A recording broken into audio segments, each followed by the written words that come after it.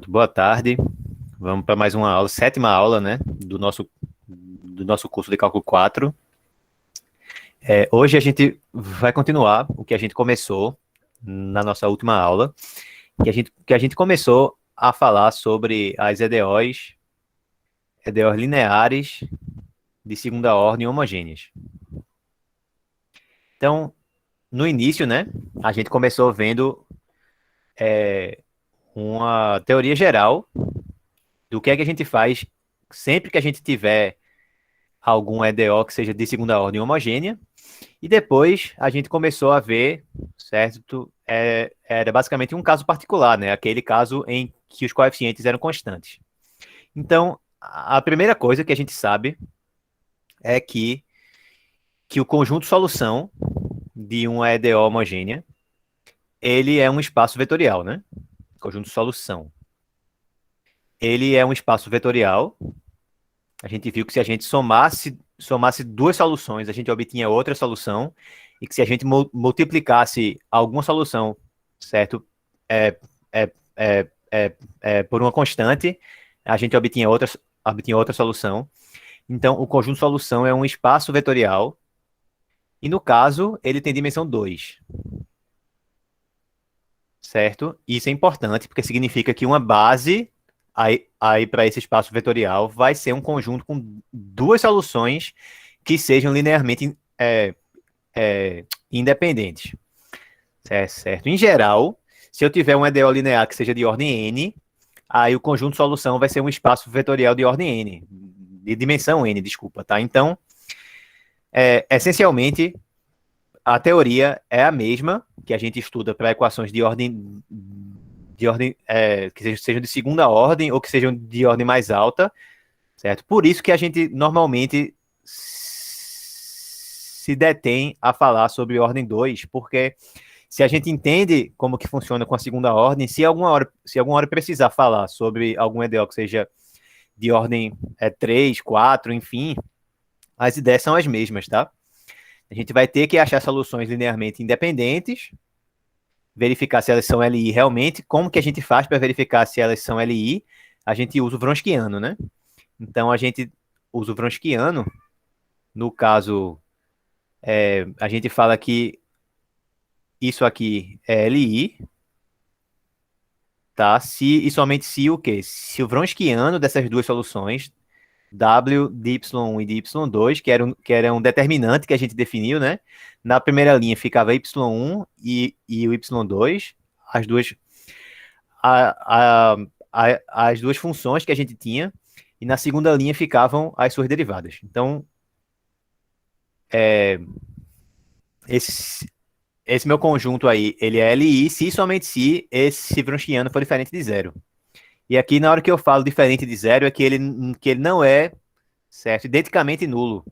Só vai ser LD se der realmente zero, tá? Se o determinante, ele realmente der igual a zero. Se ele der, por exemplo, 1 sobre t, por exemplo. Então, não é algo que é identicamente nulo. Ele é, é, nunca é zero, certo? Na realidade, mas o que me interessa é que ele não seja sempre zero, certo? Se ele não for identicamente zero, se não cancelar tudo e der zero, aí é LI já, tá? Lembra também que a gente disse que um conjunto com duas soluções LI, a gente chamava também de um conjunto fundamental, né? Um conjunto fundamental de soluções. Tá bom? Isso vamos relembrar também como que ficava o formato geral, né, de um EDO linear de segunda ordem. Era A de x vezes y vezes y duas linhas, mais B de x vezes y linha, mais C de x vezes y igual a zero. Então, do lado esquerdo, a gente tem uma combinação linear, basicamente, né, de y, aí de y' e da segunda derivada. Se por acaso a gente tivesse em uma ordem maior do que 2, tá?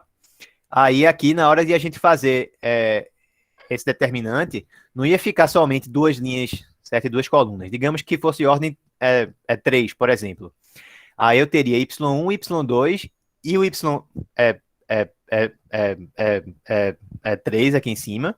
Na segunda linha, eu ia ficar com y1 linha, y2 linha e a derivada lá do outro também, certo? E na terceira linha, eu tenho que ficar com a matriz quadrada, né? Para eu poder fazer um determinante. Então, na terceira linha, aí eu fico com quem? Com as segundas derivadas. Beleza?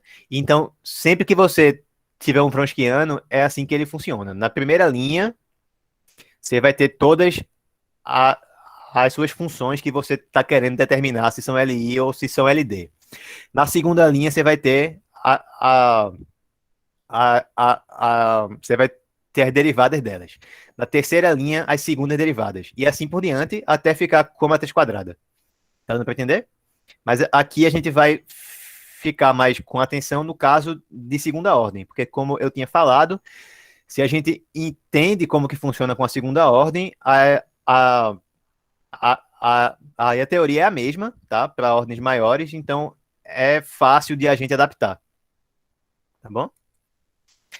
Agora, o que mais que a gente viu, né? A gente começou a aplicar essa teoria aqui no caso de uma equação que tivesse coeficientes constantes. Tá? Então, se ela tivesse coeficientes constantes, então a equação, no caso, fica assim, né? A vezes y duas linhas, mais b vezes y', mais c vezes y igual a zero. Aí agora o a, o b e o c não são mais funções, tá? Vão ser números. E esse a aqui a gente pede que ele seja diferente de zero, né? Para que a equação seja realmente de segunda ordem. Beleza? E aí a gente viu que para a gente determinar alguma solução a, a, aí para essa equação aqui, a gente tinha que procurar soluções que tivessem esse formato. Então, a gente tinha que procurar soluções da forma y igual a e elevado a r vezes é, é, é, r, certo, vezes x. E a gente viu que esse r que aparece aqui no expoente, esse r que aparece aqui, ele é raiz da equação característica. Como que era essa equação? Então, era a raiz da equação característica, ele é raiz dela, tá? Então, é raiz dessa equação. Então, essa equação era a vezes r elevado a 2 mais b vezes r mais c igual a zero. Então, o número de raízes que a gente conhecesse dessa equação característica já ia ser o número de soluções que a gente iria conhecer, certo a priori, já dessa equação. Então, a gente teria que considerar o que é que pode acontecer com as raízes dessa equação, né? A gente poderia ter duas raízes reais diferentes, a gente podia ter as raízes iguais, ou a gente podia ter as raízes imaginárias, né? Tudo dependia do delta, certo? Então, na última aula mesmo, a gente já tinha começado, certo? O primeiro caso aqui era se esse delta aí, ó, lá da equação característica, que era b elevado a 2 menos 4ac, se fosse maior que zero. Nesse caso, o que é que acontece? A gente tem duas raízes reais distintas. Aqui é uma revisão, tá? Raízes reais distintas, R1 e R2, certo? Então, daí, pelo que a gente viu, a gente sabe que y1 igual a e elevado a r1x e y2 igual a e elevado a r2 vezes x. A gente sabe que essas duas aí são soluções, certo? No finalzinho da aula, o que mais que a gente fez? A gente calculou qual que era o Wronskiano das duas. O Wronskiano de E elevado a R1x e de E elevado ao R2 vezes x, a gente viu que dava diferente de zero. Portanto, as duas são LI. Então, a gente sabe qual que é a solução geral. A solução geral, tá? Se a gente pega uma solução qualquer, lá da equação de segunda ordem linear com os coeficientes constantes, homogênea, ela é um elemento do conjunto solução.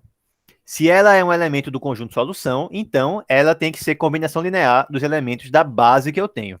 E qual que é a base que eu tenho? É o conjunto de duas soluções LI. Ou seja, essas duas aqui, ó. Então, basicamente, qual que é a solução geral? Y igual a lambda 1 vezes y1 é elevado a R1 vezes x, mais lambda 2 vezes y2 é elevado a R2 vezes x. Essa é a solução geral, certo? Que está basicamente combinando tudo que a gente viu na última aula. Então, solução geral seria essa aqui. Alguém tem alguma dúvida sobre isso que a gente viu na última aula, para gente esclarecer logo aqui? Que agora o que é que falta a gente fazer? Falta a gente ver os outros casos que tem, né? O caso em que as duas raízes sejam iguais e o caso em que as raízes sejam imaginárias. Aí a gente tem que ver o que é que a gente faz. Porque se as raízes forem iguais, por exemplo, tipo, no caso de as raízes serem diferentes, a gente já sabia, logo de cara, que eram duas soluções, né? A gente precisa saber duas soluções. Se a gente só sabe quem é uma raiz, então automaticamente só vem uma solução lá da equação característica, só vem uma solução lá da EDO da gente. Então a gente precisa, de alguma forma, descobrir alguma outra, certo? A partir dessa que a gente descobriu. E depois a gente vai ver o que é que a gente faz no caso em que as raízes forem complexas, imaginárias. Tá certo? Porque aqui a gente está fazendo tudo no âmbito dos números reais. Tá bom? Então, se a gente acha duas raízes imaginárias distintas, então, teoricamente, daria para a gente dizer que as soluções seriam do mesmo jeito que a gente fez aqui. Digamos que uma solução imaginária fosse R1 e a outra fosse R2. Então, eu iria poder dizer que as minhas soluções seriam E elevado a R1x e a outra seria E elevado a R2 vezes x. Sendo que nesse caso, esse R1, certo, e esse R2, eles vão ter um i envolvido, né?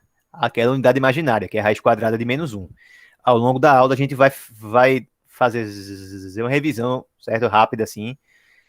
Ou, como eu gosto de falar, certo? Uma visão, às vezes, né? Porque eu acho que é possível que ninguém... Que alguma pessoa que nunca tenha visto números complexos. Então, vai ficar com esse i envolvido. Então, a gente está começando com esse problema, que começou com números reais, e a gente está devolvendo essa solução com números complexos. A gente está meio que como se a gente estivesse fugindo do tópico, tá? A gente está começando em um domínio e está respondendo, sendo que a gente está precisando sair desse domínio. Então a gente vai ter que dar um jeito de, a partir de soluções imaginárias, fornecer soluções reais. Certo? Esse aí é que vai ser o roteiro da aula de hoje. Então vamos lá falar sobre o caso de que o delta seja zero, certo? Em que a gente sabe que a equação característica vai ter apenas uma raiz real. Deixa eu vir para cá. Agora, então, vamos para o segundo caso, que seria o seguinte, em que delta b ao quadrado menos 4ac é igual a zero. Então, aqui só existe uma raiz real, certo? Que a gente vai chamar de R, que vai ser o quê? Vai ser menos b, né? Aí mais ou menos a raiz de delta, sendo que o delta é zero. Então ficou basicamente apenas isso aqui, né? R igual a, pronto, menos B sobre A. Então daqui a gente só sabe uma solução. A gente só sabe que y1 igual a E elevado a Rx, beleza? É solução. É solução lá da EDO. Então o que é que falta aqui? Está faltando outra solução. Então qual que seria o problema agora aqui da gente? Agora o problema seria determinar alguma outra solução, certo? Seria determinar alguma solução, certo? Y2, sendo que não é determinar qualquer solução, né? Porque, vê, a gente sabe que se multiplica alguma solução por alguma constante, vai dar outra solução. Então, eu não posso simplesmente dizer que a minha outra solução vai ser duas vezes a minha y1, certo? Por que que eu não posso fazer isso? Porque eu quero que o meu conjunto seja LI. Então, eu não posso ficar com uma, certo, igual a duas vezes a outra. Isso eu errei o delta aqui, né? O é Bhaskara. Pronto. Pronto. Menos B, certo, sobre 2A. Agora sim. Pronto, obrigado. Por sinal, meu diploma chegou, né? Mas eu acho que eu preciso devolver ele, porque se eu não sei fazer Bhaskara, né? Tá complicado. Então, enfim. A gente tem que determinar quem é uma segunda solução, de modo que se eu juntar as duas, dê LI. Certo? Não pode ser uma solução qualquer, arbitrária, não. Tem que ser alguma que, juntando com a que a gente já sabe, que seja LI. Então, é isso que a gente tem que fazer aqui agora. Então, é determinar uma segunda solução, y2, certo? De modo que, se eu juntar ela com a y1, seja LI. A ideia do método é chamado de método de redução de ordem. A gente vai fazer alguma manipulação na equação, certo? A partir já dessa solução que a gente conhece aí, de modo que a gente fique agora com uma equação que seja de ordem 1, tá certo? Enquanto a gente está começando com a equação de segunda ordem, a gente já sabe quem é uma solução dela, beleza? A gente vai agora fazer alguma suposição, certo? A respeito aí da minha segunda solução. Vamos substituir e vai fazer com que apareça uma equação que seja de primeira ordem. Por isso que é método de redução de ordem, porque eu comecei com uma que é de segunda ordem, apliquei o método, fiquei com a EDO que é de primeira ordem agora, certo? E a equação de ordem 1 a gente já sabe resolver, a gente já viu nas aulas anteriores, certo? Não é que é mais fácil de resolver, mas é que a gente já estudou. Então, essa aqui é a ideia agora, é o método da redução de ordem. A gente vai ter que fazer alguma suposição sobre a segunda solução. Eu vou supor que a segunda solução ela é, ela é alguma coisa multiplicada é, pela minha primeira solução, tá? Então, a gente vai supor que o y2 de x, eu vou escrever assim justamente para que fique para que fique claro aqui, tá? Eu vou supor que a minha segunda solução ela é um múltiplo da minha primeira solução, mas esse múltiplo é uma função, tá certo? Não pode ser um múltiplo escalar, não. Se a segunda solução ela fosse um múltiplo escalar da minha primeira solução, já ia ser LD de cara, né? Lembra que se a gente tivesse dois vetores em que um é o múltiplo do outro, já é, certo, automaticamente LD, não é isso? Então, esse múltiplo aí, certo, esse U de x que fica multiplicando, ele vai ser uma função. A gente vai ter que descobrir quem é que tem que ser, certo, essa função que vai aparecer aí, de modo que o y2 seja a solução. Vocês estão entendendo qual que é a ideia aí do método? Lá na lista de vocês tem um exemplo que é justamente para resolver assim. Tá bom? Vocês vão supor, eu acho que eu já disse lá no enunciado que era uma solução. Vocês verificam que ela realmente é solução. Eu não lembro se eu tinha pedido isso, eu acho que sim. Tá? E aí vocês vão supor que a segunda solução ela é alguma função vezes a primeira solução. Aí você substitui o y2 lá na EDO e desenvolvem tudo e veem o que é que tem que acontecer para que ele seja solução. É exatamente o que a gente vai realizar aqui agora, tá? Então, vê, eu vou supor que o y2 é isso aí, tá bom? Então, eu estou supondo que ele é uma solução, tá? Então, é solução. Se é solução, o que é que isso significa? Significa que se a gente vier aqui, ó, aqui, e substituir o y por y2, vai ter que dar zero, certo? Ser solução significa que elas têm que satisfazer a equação da gente, tá bom? Então eu vou substituir o y2 que a gente supôs lá na EDO, aí vou sair desenvolvendo, algumas coisas vão se cancelar, tá? E aí no fim vai ficar com uma equação que seja de primeira ordem, certo? Vamos ver aqui a mágica acontecer.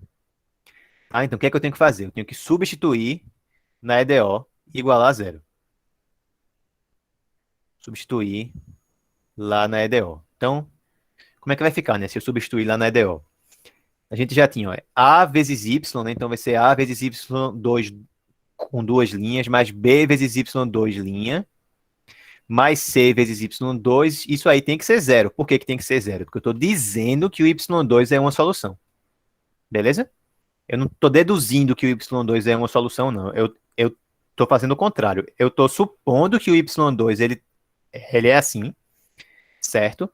Estou supondo que ele é uma solução, e aí eu estou agora descobrindo qual que tem que ser qual que tem que ser a forma do y2 para que isso aconteça, certo? É uma coisa que acontece muito nas equações diferenciais. A gente não consegue resolver a equação na cara dura, não. A gente tem algum insight sobre como que a solução deve ser, e aí a gente testa.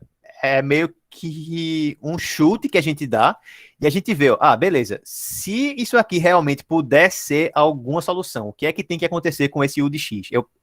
Eu vou poder escolher o U de X que eu quiser para colocar aí?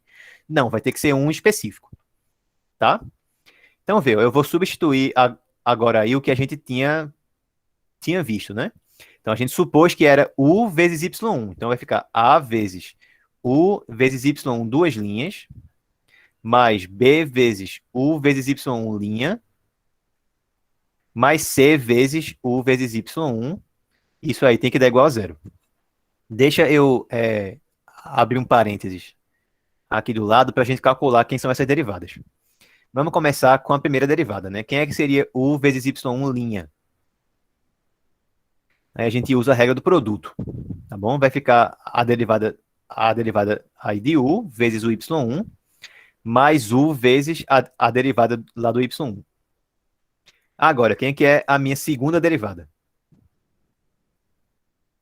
Agora eu vou derivar isso que está aí em cima, tá? Se eu derivo esse termo aqui, ó, vai dar o duas linhas vezes Y1, mais o linha vezes Y1 linha. Agora eu vou derivar esse outro termo aqui, ó. Aí vai dar o quê?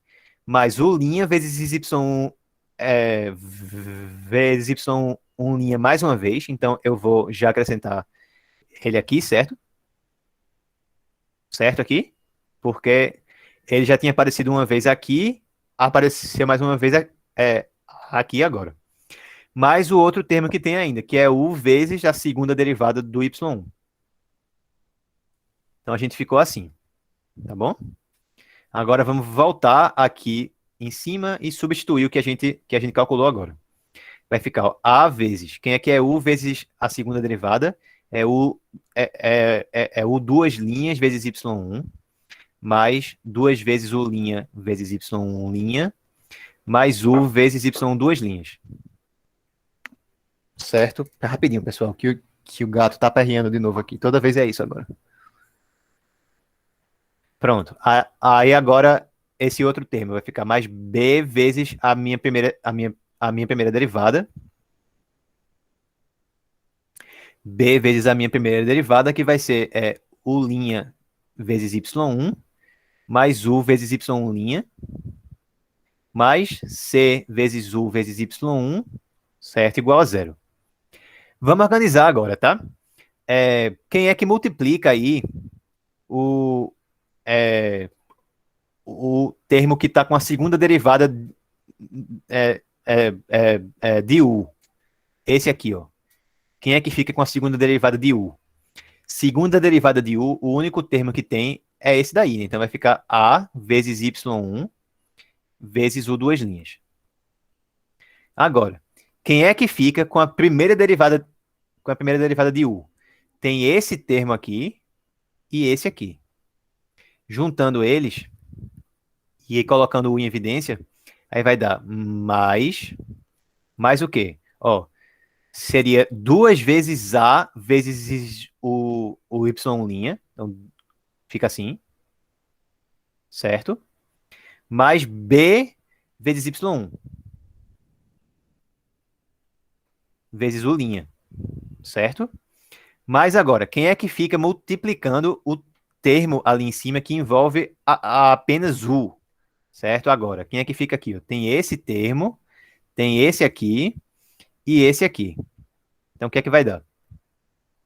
Desse termo A inicial vai dar A vezes Y 2 linhas, mais do segundo termo vai dar mais B vezes Y1 linha, né? E do terceiro termo vai dar mais C vezes Y1, igual a zero. Até aqui, alguma pergunta? Só ficou faltando o U aqui, né?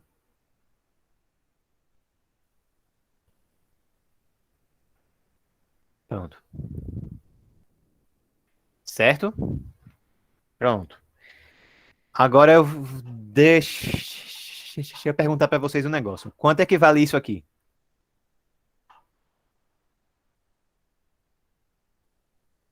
Quanto é que vale isso? Ó, o que é que a gente já sabe até aqui, né? A gente sabe que a EDO da gente, ela é A vezes Y duas linhas, mais B vezes Y linha, mais C vezes Y é igual a zero. E a gente sabe que o Y1 é uma solução. Então, se a gente substitui o Y1 lá na equação, tem que dar zero. E é exatamente isso que fica aí, né? Ó. A vezes Y1 duas linhas, mais B vezes Y1 linha, mais C vezes Y1.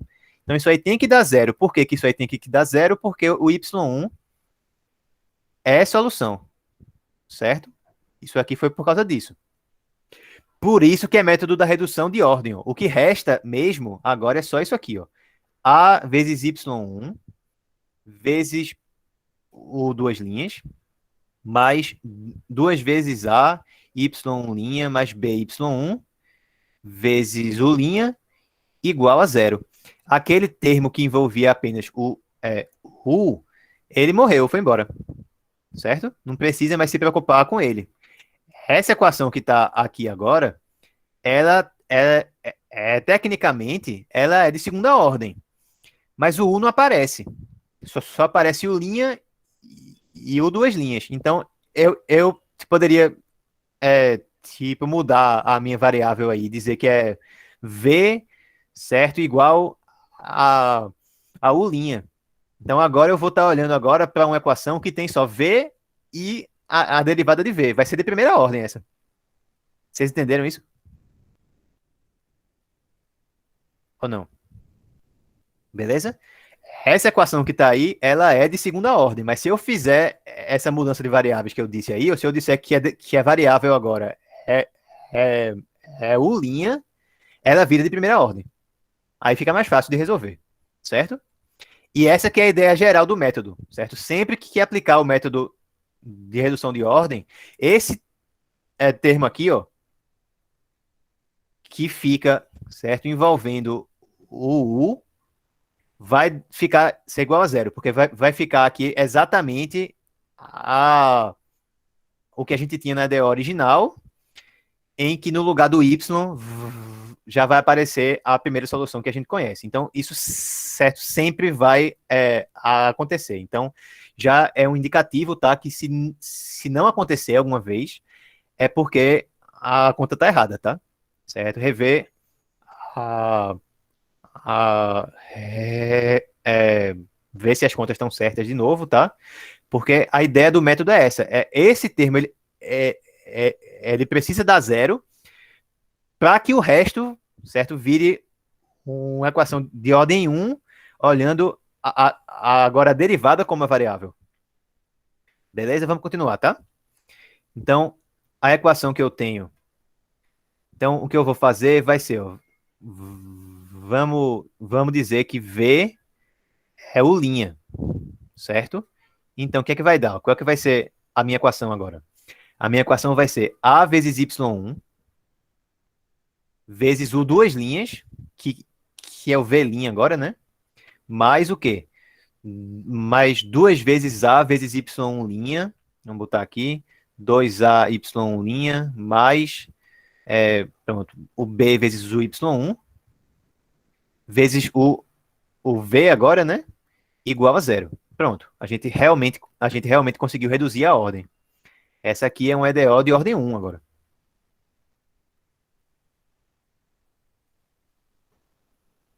Beleza? No, é, é, é, é, é, no caso geral, vai precisar resolver, certo? Tudo, tá? E ver o que é que vai aparecer aí. No nosso caso, a gente vai agora substituir quem é o y1. Quem é que era o y1 mesmo, né? O y1 era E elevado a rx, sendo que R, olha ali em cima, ó, R é menos B, certo? Dividido por 2A. Então ficou E elevado a menos bx sobre 2A. Então, quem é que é a derivada dele? Vai dar menos B, certo? Dividido por 2A é elevado a, certo? A isso aqui. E quem que é a segunda derivada? A segunda derivada nem precisa, né? Porque não aparece ali em cima, só precisa da primeira mesmo.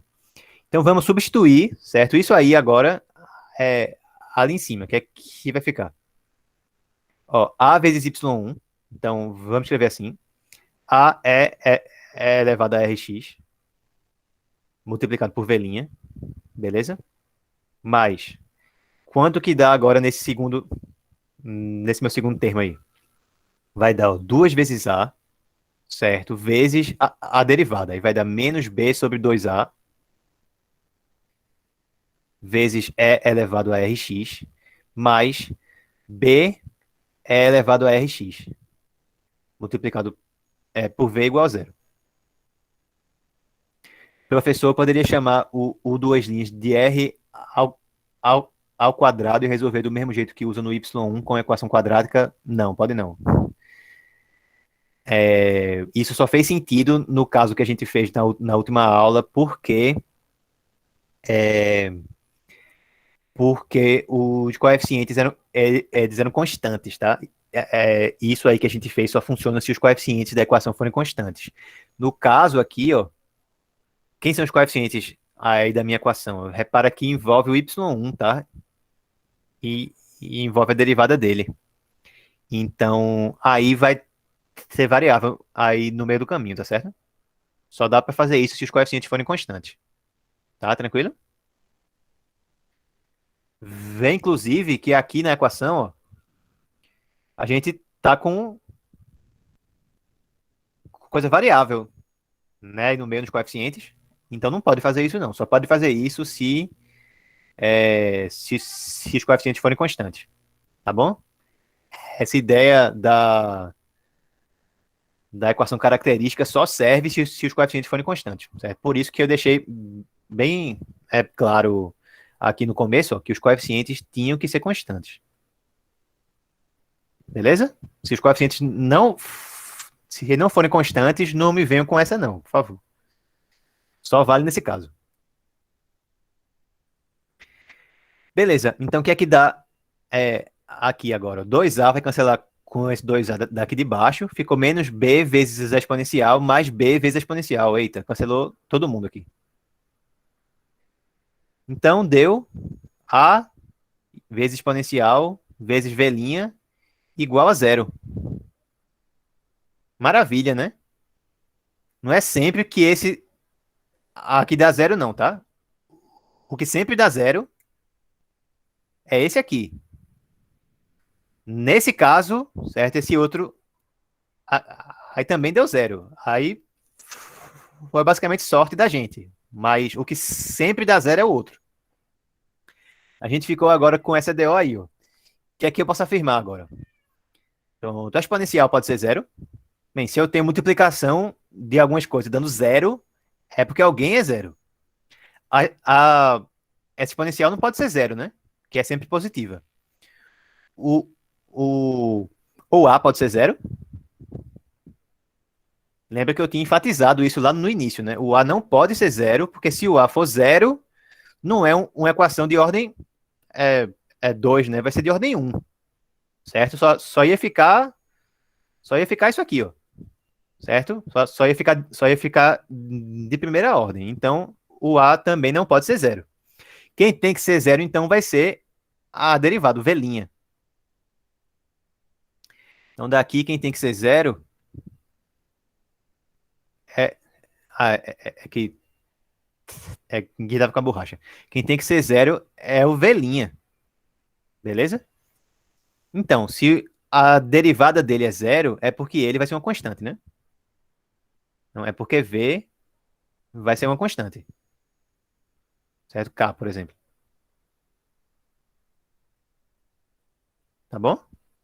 V vai ser uma constante. Até aqui, alguma dúvida?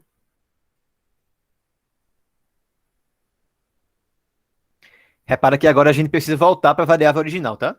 Porque a gente está na variável V. A gente tem que agora que descobrir quem é que é quem é que seria o U, né? Tá bom?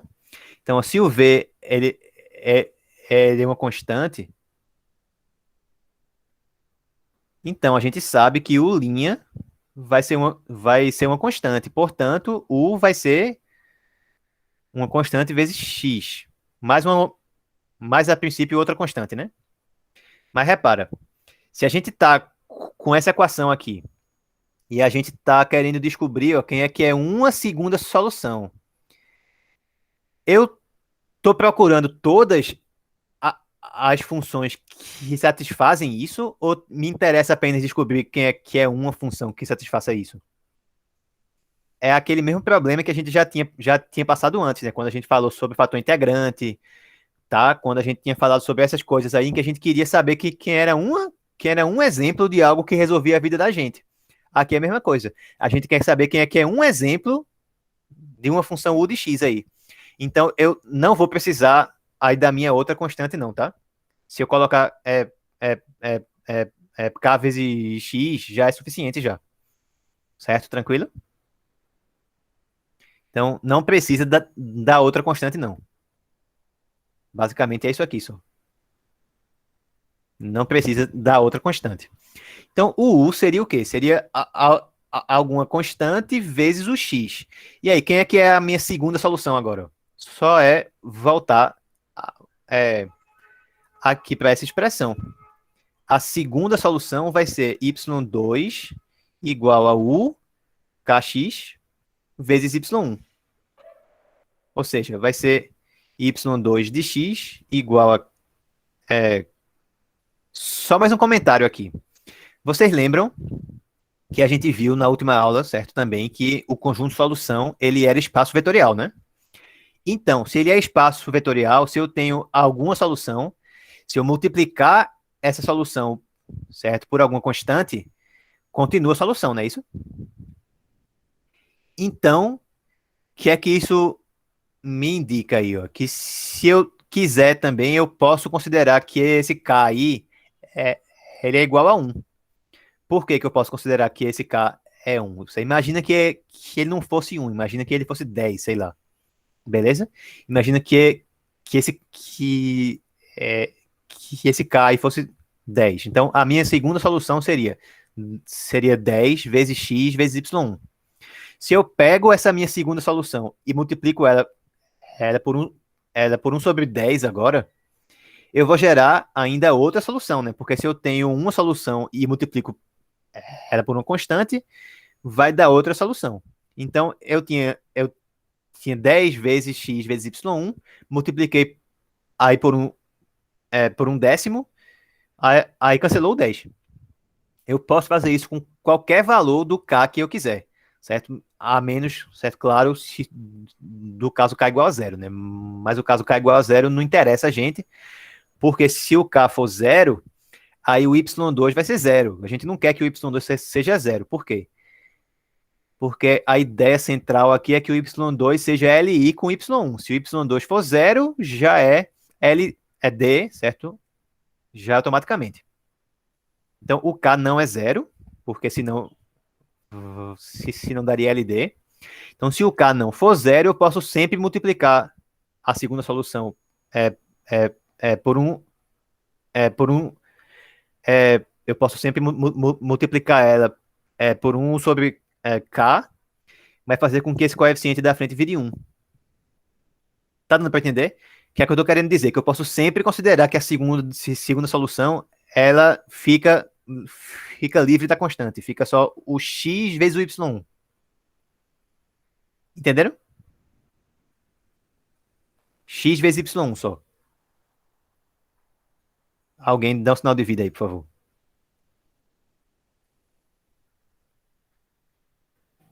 Eu não entendi muito bem, não, professor. Tá, beleza. Deixa eu explicar de uma outra maneira, então. Vamos começar supondo que, que esse K entra, tá? Então vamos começar supondo que a solução fica assim: K, X vezes Y1. Ou seja, no lugar aí do Y1, vamos colocar é elevado a, a raiz vezes X, né? Então, vê, a gente ainda precisa verificar que o Y1, certo? E o Y2 que eles são LI. Mas se para efeitos didáticos, vamos a admitir que a gente já fez isso. Quem é que seria a minha solução geral? Então, a minha solução geral, ela seria y igual a lambda 1 vezes a minha primeira solução, mais lambda 2 vezes a minha segunda solução. Então, vezes k vezes x vezes e elevado a rx. Até aqui, certo? Até aqui agora. Só fiz aplicar aquilo que a gente já tinha visto. Estou supondo que a gente já viu que são LI, tá? É algo que a gente vai fazer daqui a pouco.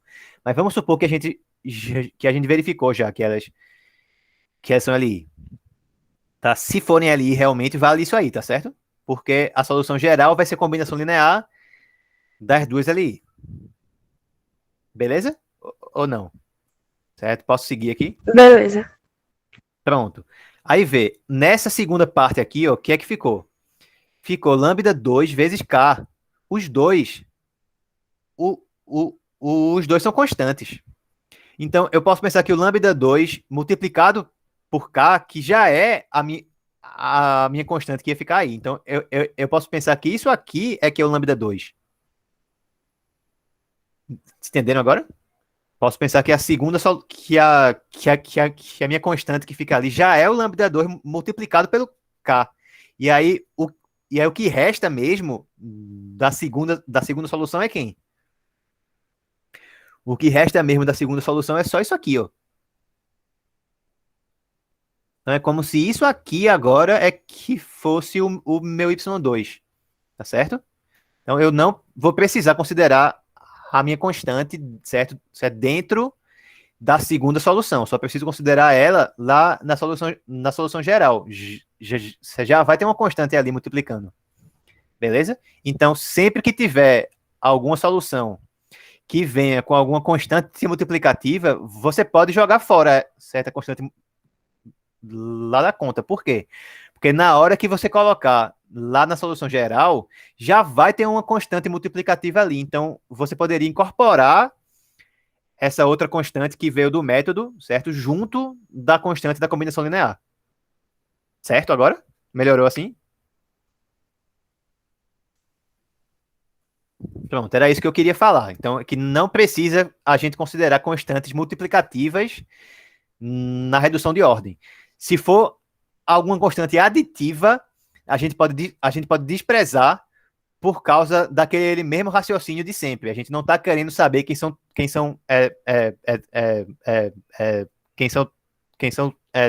todas as funções U de x que resolvem isso aí. A gente quer saber quem é, certo? Uma. Então, por conta disso, que nessa parte daqui eu não considerei a outra constante aditiva, certo? Que ia vir lá da integral, beleza? As aditivas eu posso já sempre considerar que elas valem zero. As constantes multiplicativas eu posso considerar que elas valem quanto? Que elas valem 1 logo de cara, tá? Por quê? Porque se ela não valesse 1, eu iria incorporar ela com a minha outra constante. Então, constante aditiva bota 0. Constante multiplicativa bota 1 logo. Tá claro assim? Aditiva bota 0 e multiplicativa bota 1. Beleza. Pronto, só falta agora a gente ver o quê? Que essas duas soluções aí são LI mesmo, para finalizar. Então, elas, é, elas são LI.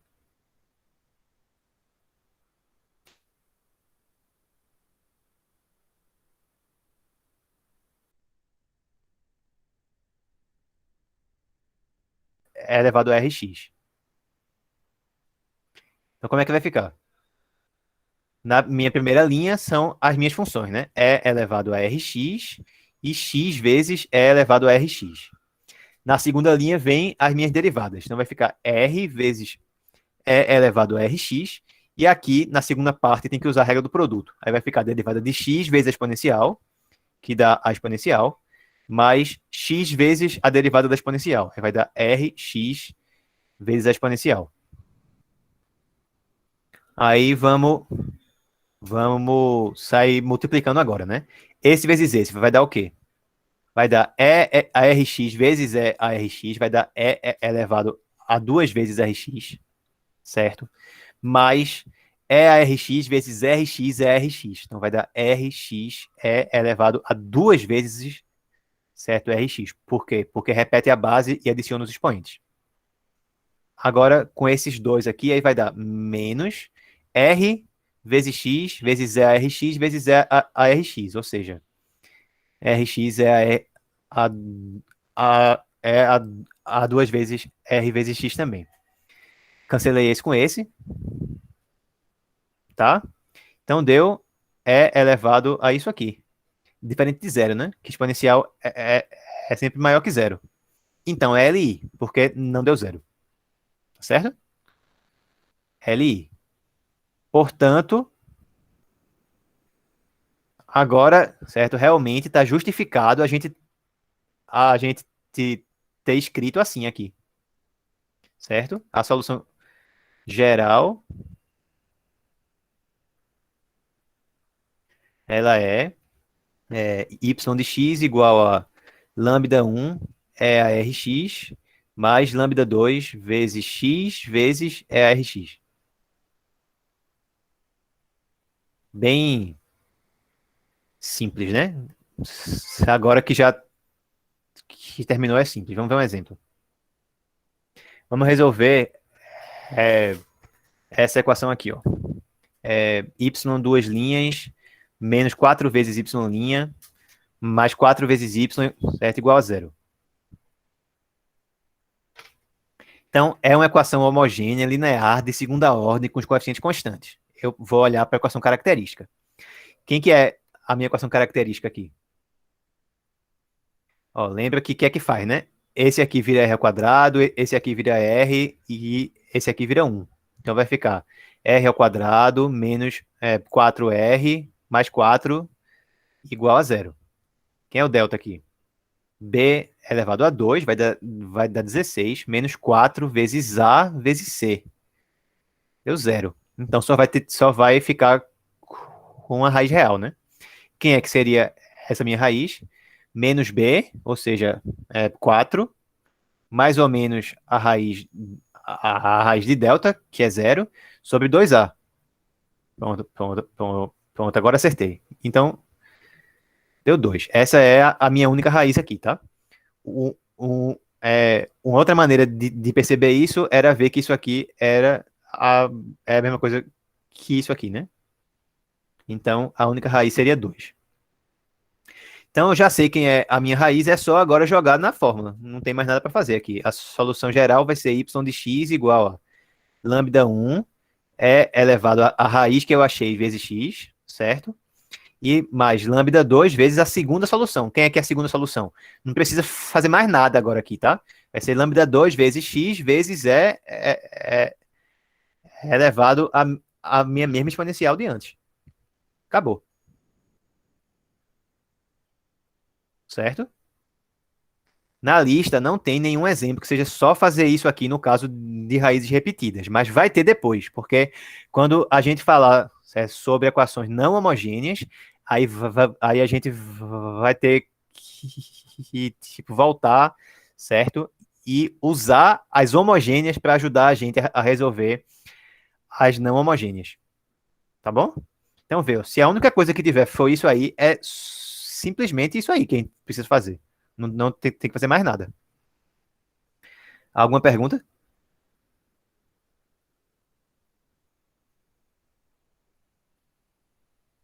Eu vou fazer um exemplo aqui, certo? Sobre o método da redução de ordem. E espero que a gente fique com tempo para fazer o, o caso que ainda falta, tá? Deixa eu ver aqui qual é o exemplo. Vê só, a equação da gente vai ser 2t elevado a 2 vezes y duas linhas, certo? Mais é, é, é, é, é, é, é, pronto. 3t vezes y' menos y, certo? Igual a zero, supondo que o t ele é maior que zero. E aí eu já vou informar aqui, tá? Que y1 de t igual a t elevado a menos 1 é solução, certo? Então, determine quem seria uma segunda. Determine quem é que seria uma segunda solução. Uma segunda solução. Que seja LI com a primeira, tá? Usando redução de ordem.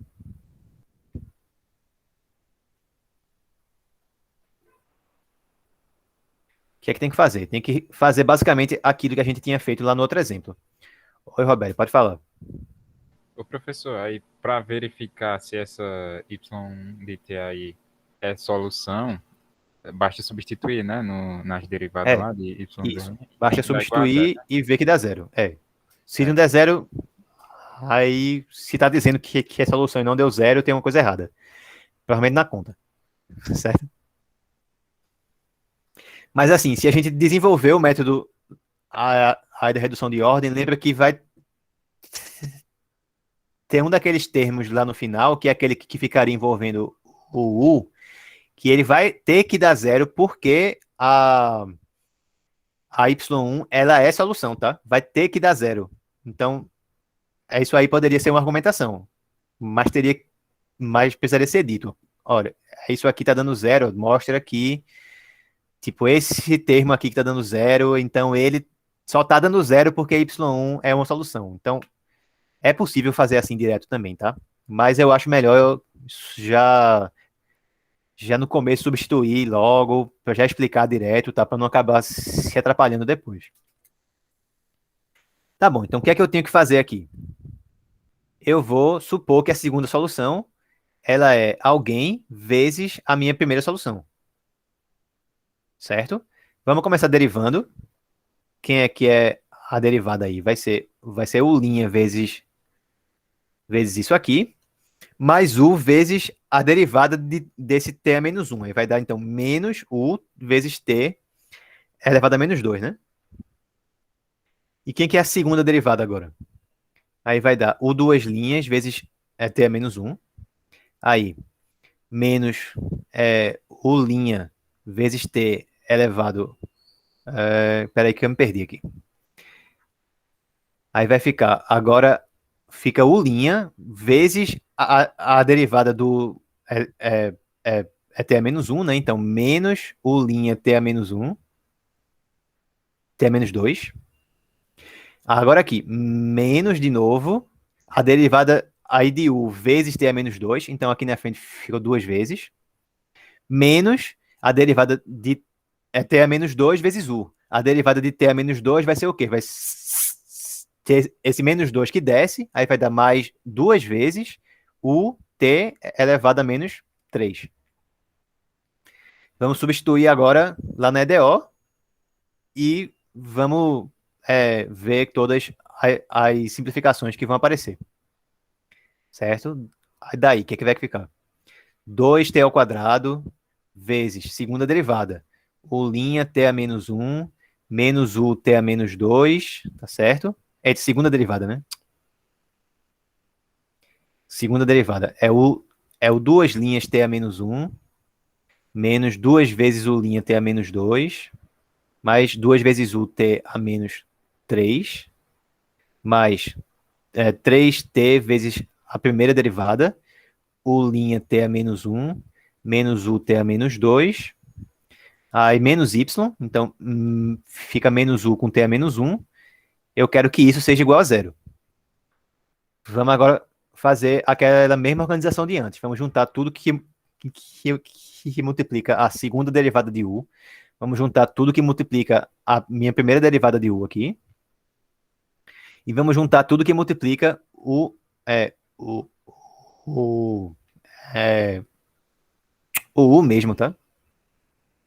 Então, quem é que multiplica a segunda derivada de u? Vai ficar 2t elevado a 2 vezes t a menos 1. Ou seja, vai dar 2t por duas linhas. Agora, quem é que multiplica a minha primeira derivada? Aí eu vou ter 2t elevado a 2 vezes t a menos 2 aqui. Ó. Vai cancelar os t's, né? Vai ficar só 2 daqui vezes menos 2 de cá. Ou seja, vai dar menos 4. Beleza? Onde mais que tem a minha primeira derivada? Tem aqui. Então eu vou ter mais 3t vezes t a menos 1 vai dar simplesmente 3 vezes u'. Certo? Se por acaso eu errar, alguma hora me avisem aí, tá? Pronto. Agora, esse último termo que eu vou escrever aqui, a gente sabe que ele tem que dar zero. Mas não bote zero logo, não. Faça a conta. Porque se por acaso ele não se anular, aí você vê que você errou alguma coisa. Você possivelmente errou alguma derivada ali em cima, tá? Então, é bom calcular mesmo isso aqui para ficar como uma forma de a gente verificar se tá no caminho certo. Então, quem é que fica aí agora multiplicando o u? Então, a gente vai ter aqui, ó, 2t elevado a 2 vezes esse 2 aqui e esse t a menos 3. Então, vai dar 4 vezes t a menos 1. Agora, nesse daqui, eu vou ter ó, isso aqui vezes menos t a menos 2, né? Então, vai dar menos 3 vezes t a menos 1. E daqui, eu vou ter ó, menos esse t a menos 1 vezes u. Isso aí tem que ser zero. Pronto, realmente aqui cancelou, né? Ó, esse daqui com esse aqui e com esse aqui deu zero, certo? Como deveria ser. Certo? Isso aí, por que foi isso que aconteceu? Foi porque aquele t a menos 1, ele realmente é uma solução, tá certo? Isso aqui só aconteceu por quê? Porque t a menos 1 é solução da EDO. Só aconteceu por causa disso. Agora vamos voltar porque a gente tinha ali em cima, ó, 2t ou duas linhas. Aí fica menos u' igual a zero. Oi, Gabi. Diz, pode falar. T elevado a 2 é? Não, porque é 2t elevado a 2 vezes t elevado a menos 1. Ó. Aí diminuiu o expoente. Beleza? Pronto, beleza. Massa. Então agora a gente ficou com essa equação aí. O que é que tem que fazer para a gente resolver ela? A primeira coisa vai ser a gente mudar a variável para que a variável nova seja essa derivada aí. E a equação ficar agora de primeira ordem. Vai ficar 2t vezes a derivada aí de v, certo? Igual a v. Essa equação é separável. Vamos resolver assim porque é mais fácil. Então vai ficar dv, certo? Dividido por v, certo? Esse aqui desceu. E do outro lado fica 1 sobre 2t dt, né? Integra dos dois lados. Lado esquerdo vai dar ln de v. Do lado direito vai dar o quê? Certo, outro erro que é muito comum, tá? É muito mais comum do que a gente imagina. A, a galera errar quanto que vale essa segunda integral aí. Vai dar quanto a segunda integral?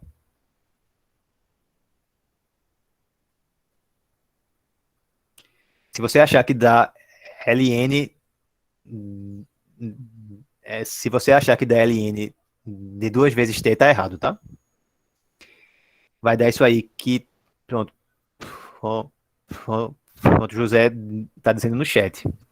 Você vai fazer assim, você bota esse 1/2 para fora da integral e fica com a integral aqui restante, tá bom? Então vai dar 1/2 do ln de t, mais a constante de integração que, bem, vamos deixar aí, né? Mas tanto faz, não precisa dela não. Vocês entenderam isso, né? Que não dá ln de 2 vezes t, não. É um erro muito comum. É sempre que fica algum integral, certo, na lista ou em alguma prova, se fica algum integral que dá 1, certo, sobre algo, tem sempre alguém que diz que a integral vai dar ln de algo. Vai dar ln lá do que estava lá no denominador. Mas isso só vale se for t. Se for 1 sobre t, certo, menos alguma coisa. Se for 1 sobre t mais alguma coisa, aí vale isso. Se não for isso, se for 1 sobre t ao quadrado, aí já não vai mais ser ln direto. Certo? Beleza? Não erre isso não, por favor. Tá bom? Aí a gente tem esse 1/2 aí que a gente poderia passar lá para o expoente, né? A gente poderia jogar isso aqui lá para o expoente. Esse C aqui, ó, como eu falei, ele seria uma constante aditiva, né? Então, se eu quiser, eu já poderia jogar ele fora. Aí ficaria ln de t elevado a 1/2. Portanto, o V seria t elevado a 1/2. Tá bom? V seria t elevado a 1/2. Agora que eu sei o V, eu volto para ver quem é o U, que é quem a gente queria descobrir. Deixa eu apagar isso aqui, que não precisa mais. Então, agora voltando para cá, o' vai ser V, que é t elevado a 1/2. Pronto, integra. U vai ser quem? T elevado a esse 1/2 aí, mais 1, que seria 3/2, dividido por 3/2, né? Que aqui é o novo expoente da gente. Ou seja, aí ficaria assim. Tá certo? Finalizando, quem é que seria agora o nosso y2? Y2 seria o U que a gente achou, certo? Vezes a primeira solução da gente, que é t a menos 1. Então isso aí deu 2/3, t elevado a 3/2 menos 1, que é 1/2. Alguma dúvida até aqui?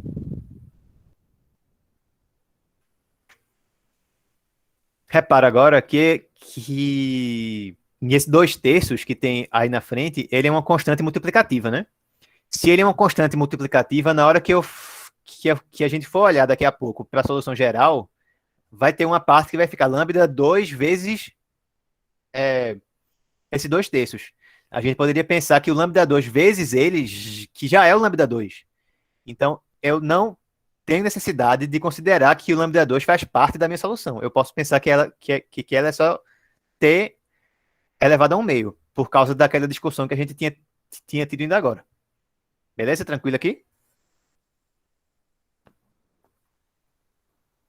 Massa. Então, eu não vou considerar isso aqui. E aí, o meu y2 de x vai ser t elevado a 1/2. Só falta agora a gente ver que realmente essa solução aqui e essa de cá, que elas são LI realmente. Aí é só calcular o Wronskiano. certo? Vamos ver. Quem é que seria o Wronskiano de t a menos 1 e de t elevado a esse 1 meio aí?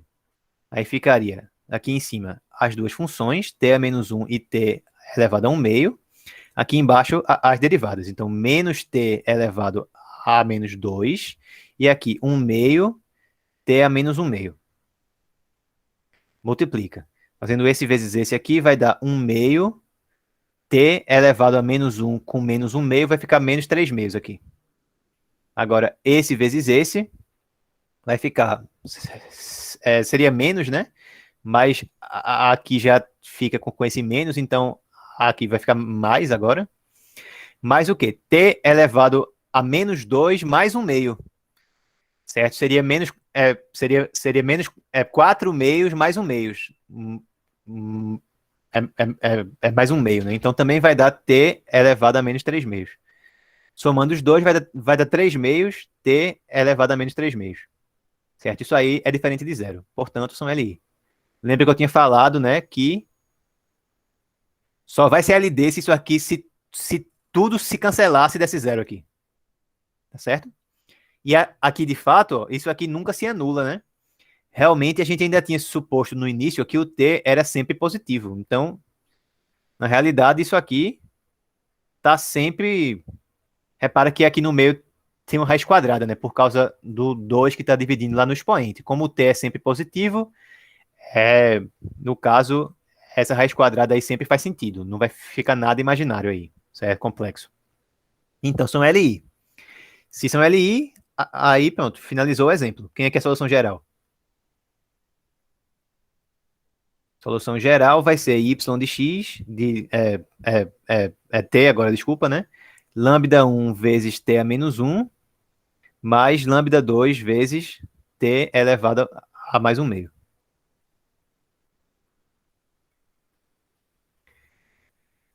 Uma observação importante aí sobre esse exemplo que a gente acabou de resolver é que a EDO, ela não tinha os coeficientes constantes, né?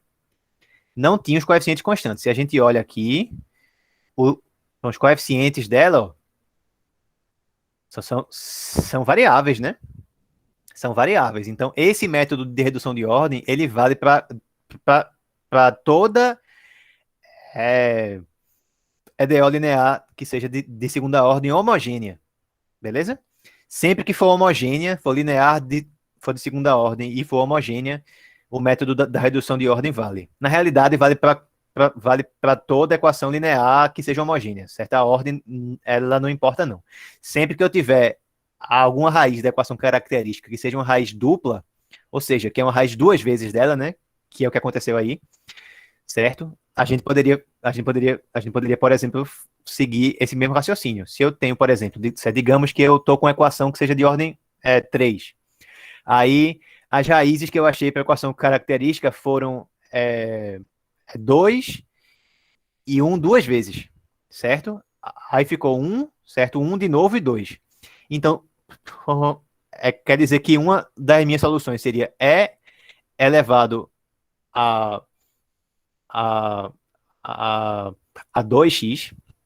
Aí outra seria E elevado a 1x.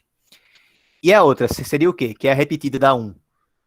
Seria x vezes é elevado a 1x, tá certo? Então, sempre que for com os coeficientes constantes, sempre que tiver alguma raiz repetida, para determinar a outra solução, é só multiplicar por x. Lembrando que isso aí só vale para os coeficientes constantes, tá? Se forem coeficientes variáveis, aí não necessariamente o que eu vou fazer vai ser multiplicar é, por x, não. Repara que nesse exemplo que está aí na tela agora, o que eu precisei multiplicar foi quem? Foi por t elevado a quem? 3 meios, né? Então, isso vai depender de qual for o tipo da minha equação. Mas se for com coeficientes constantes, é sempre do mesmo jeito. É só a gente multiplicar por x. Ou por t, né? Se a variável for essa, o tempo. Estão entendendo? Posso passar para o outro tópico? Ou vocês têm alguma pergunta aqui? Pode perguntar, tá? Se tiver Alguma dúvida aí, manda brasa. Tá bom. Então vamos falar agora sobre o último caso que a gente tem ainda, né? Pronto, sobre mais exemplos, sobre esse tópico aí, sobre redução de ordem, tem um vídeo assíncrono lá no canal que é justamente com exemplo assim. Então, acho que vale dar uma olhadinha lá, tá? Mas todos os exemplos vão seguir, certo? É, esse roteiro que a gente fez aí, certo? Primeiro, a gente precisa saber, certo? Quem é que é uma solução, certo? Depois, a gente precisa o quê? A gente precisa supor que a segunda solução, ela é igual a U vezes a outra solução que a gente conhece já. Substitui, aí simplifica tudo, vai ficar alguma equação que envolve só a derivada de U e a segunda derivada. Aí a gente muda a variável de modo que a nova variável seja a derivada de U, vai ficar uma equação que é de primeira ordem, a gente resolve ela, é separável provavelmente, tá bom? Resolve ela, acha quem é que é o U, aí a gente multiplica o U, no caso a gente acha que quem é o V, né? Aí para achar quem é o U, o que é que a gente faz? A gente precisa integrar o V que a gente achar. Depois que achar quem é o U, a gente multiplica lá o U pela primeira solução. Aí acha quem é a segunda. Para finalizar, só é a gente montar é, aquele Wronskiano lá, o determinante, e ver que ele dá diferente de zero. Aí a gente está garantindo realmente que são LI. Certo? O caminho é, é, ele vai ser sempre esse aí. Deixa eu mostrar aqui de novo quem é a solução geral. Certo? Vai ficar isso daí. Tá, ó, as duas soluções são essa e essa. Aí fica lambda 1 vezes essa, mais lambda 2 vezes essa outra. Certo? Então vamos para o último caso. O último caso em que o nosso delta lá, né, que é b ao quadrado com menos 4ac, ele seja menor que zero. Beleza? Menor que zero. Então, nesse caso, aí a equação característica, ela tem duas raízes imaginárias, complexas. Quem é que seriam essas minhas raízes? Elas seriam essas aqui. Ó. A gente ficaria com R igual a pronto, menos B, mais ou menos a raiz de delta, sobre 2 vezes A. Do mesmo jeito de sempre, tá? Sendo que agora o delta, ele é negativo, né? Como ele é um número negativo, a gente poderia escrever ele assim, ó. Esse delta, na realidade, ele vai ser menos o módulo dele, né, não? Porque esse módulo dele, ele é sempre positivo. Então, se o delta ele é um número negativo, ele é igual a menos o módulo dele. Concordam? Ou não concordam com isso? Por que que eu fiz isso? Eu fiz isso para que apareça o menos um ali. Tá certo? Fiz isso para que apareça menos um. Vou substituir isso lá na equação de volta. Vai ficar assim agora. Menos b, mais ou menos, certo? A raiz de menos o módulo de delta sobre 2a. Pronto. Agora que a gente está com essa raiz aí, tem uma raiz de uma multiplicação, né? Tem uma raiz de menos um, certo? Vezes o módulo de delta. Então a gente poderia fazer assim. Menos b, mais ou menos, a raiz do módulo de delta, vezes a raiz de menos um. Tudo isso sobre 2a.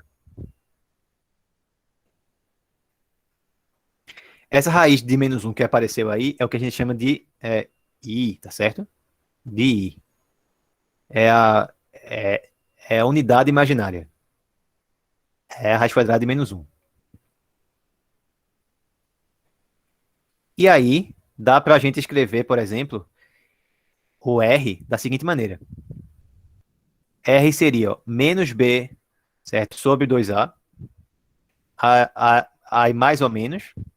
A raiz de delta, certo? Módulo de delta, no caso. certo? Sobre 2A vezes I. Tá bom? Esse termo que ficou aqui, repara que ele não envolve o I, né? Ele não envolve o I. Então, esse aqui a gente chama parte real. Parte real por quê? Porque não envolve o I. Já essa parte daqui, que é a parte que envolve o I, a gente chama parte imaginária. Todo do número complexo vai ter uma parte real e certo, uma parte imaginária. Então, a gente poderia escrever esse número complexo, certo? Qualquer número complexo, a gente poderia escrever assim, ó. Z igual a alfa mais beta vezes I, onde alfa seria a parte real, tá certo? E beta seria a parte imaginária. Então, nesse caso, eu vou dizer que o alfa aqui é isso, tá? É isso aqui. E que o beta é esse número que está do lado de cá, tá bom?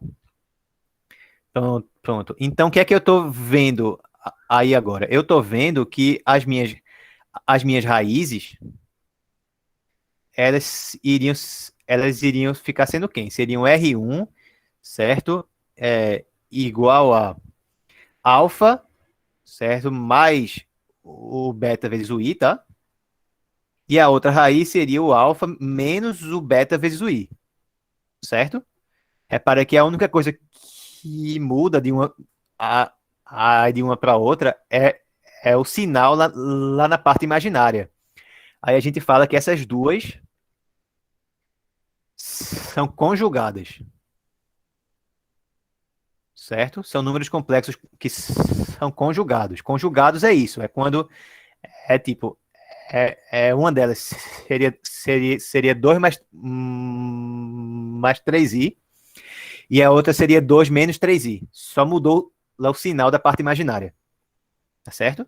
Então, sempre aí as minhas raízes vão ser números complexos conjugados.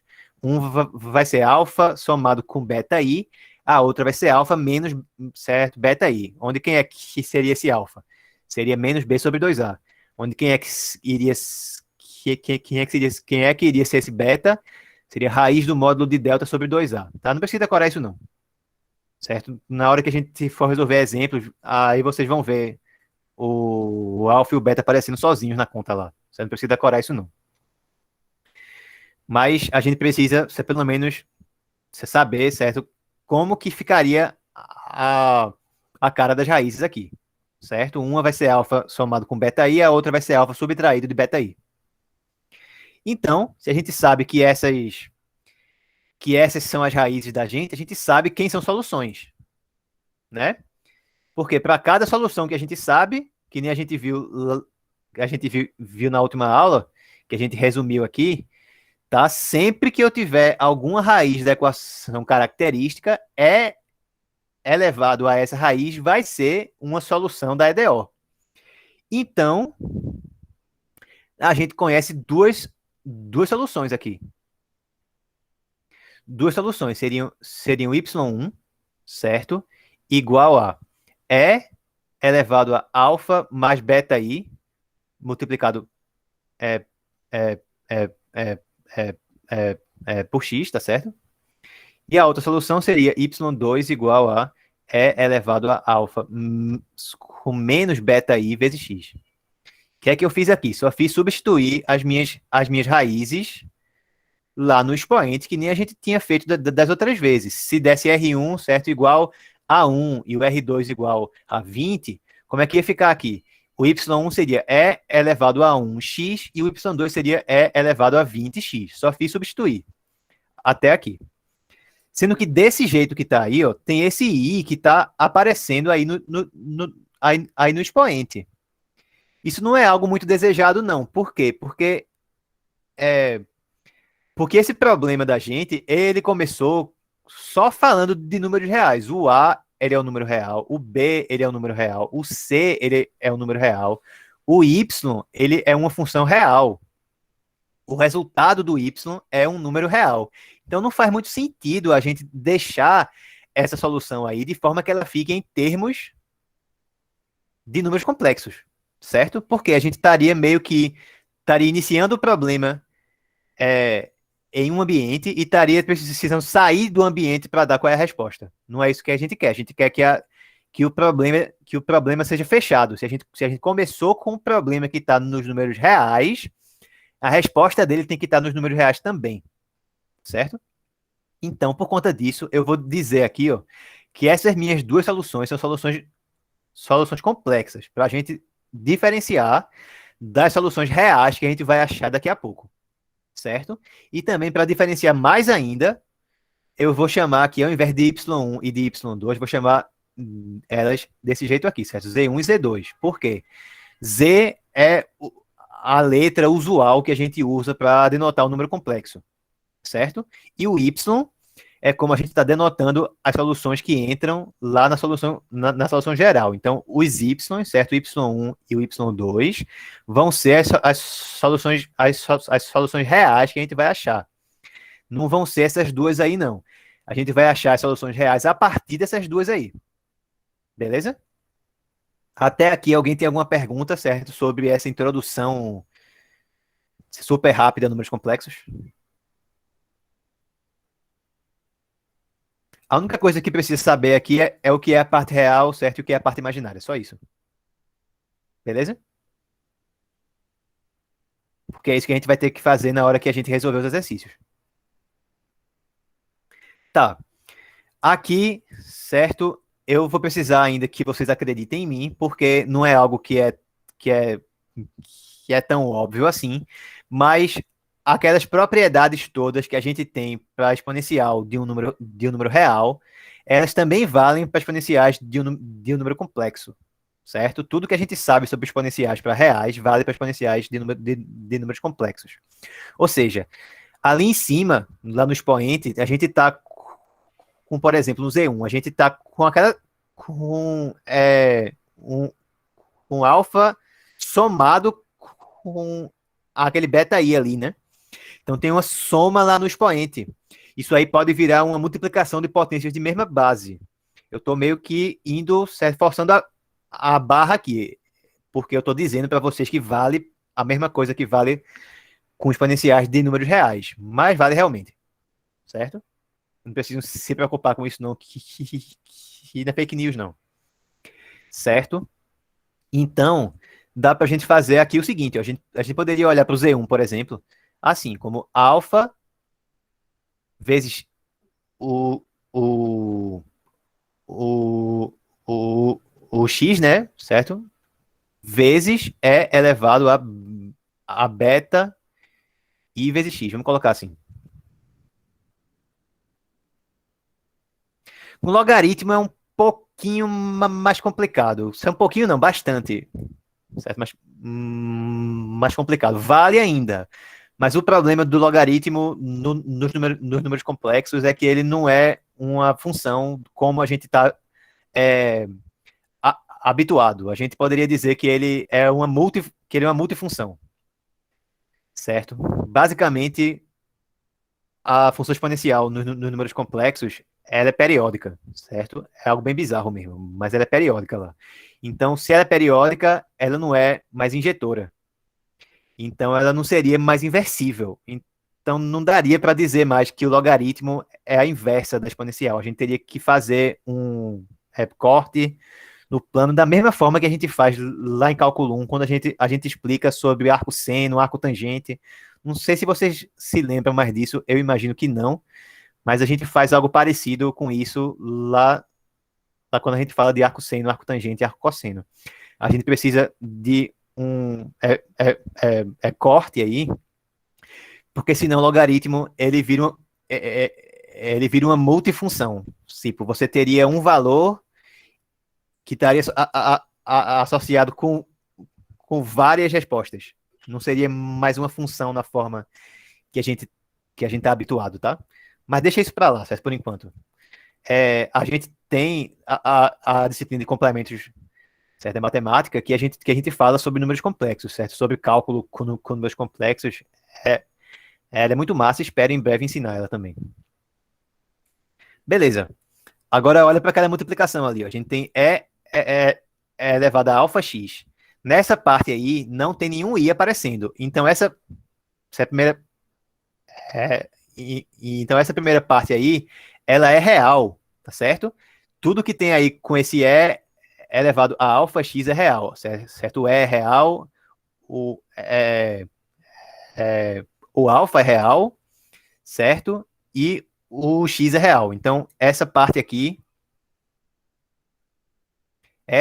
daqui, ok, tá certo? Isso aqui não tem nenhum mistério a princípio com isso aí, porque é um exponencial normal, das que a gente faz desde que a gente nasceu, certo? Mas e a outra?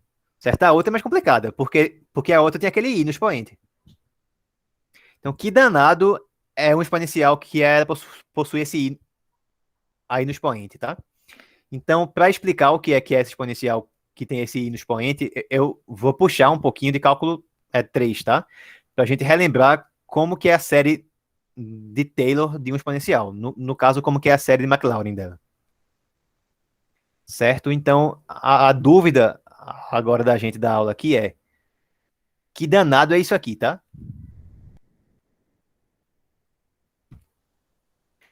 A meta vai ser a gente olhar para a série de Taylor, certo?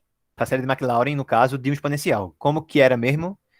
A gente sabe, né, que a série de Taylor de E elevado a x é somatório de n igual a zero até infinito de x elevado a n sobre n fatorial, tá? E a gente sabe também que o raio de convergência que essa série tem é infinito. Beleza? Então, significa que eu posso substituir o x por qualquer número real que eu quiser. De novo, vai ser uma forçadinha de barra aqui. Beleza? Tá uma aula bastante forçada de barra hoje, mas é a forma didática de fazer.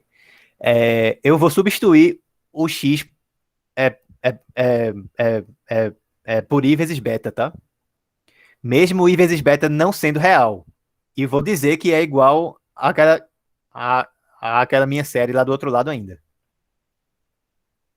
Eu realmente posso fazer isso, tá? Eu não estou demonstrando que eu posso fazer isso, mas eu posso realmente. Sendo que eu estou roubando aqui para explicar. Enfim, vou substituir o x, certo?